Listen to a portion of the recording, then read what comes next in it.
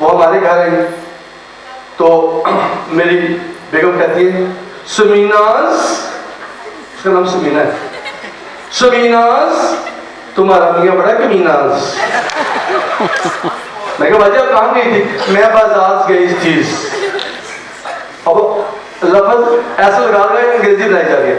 मैं बाजार गई थी, बाजार गई, एक फ्रिज खरीदा, एक टीवी खरीदा, एक मैंने मोटरसाइकिल खरीदा।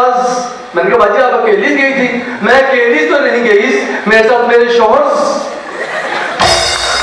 मैंने कहा बाजी ऐसे लिखना बोल रहे हैं कि आपका इमेज खराब हो, इसलिए कोशिश करें अच्छी। मैं अच्छा बड़ी मजे की बात कहूँ, एक कॉलेज में गया, वहां पे प्रिंसिपल अंग्रेजी में तकरीर कर रही थी।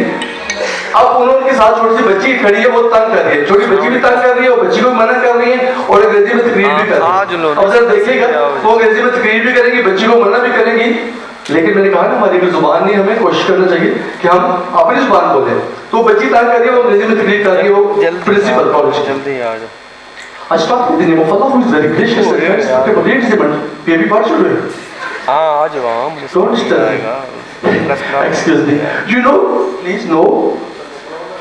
हाँ आओ जल्दी।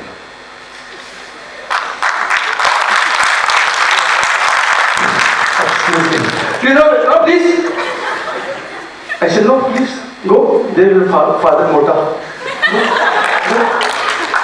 No. Excuse me.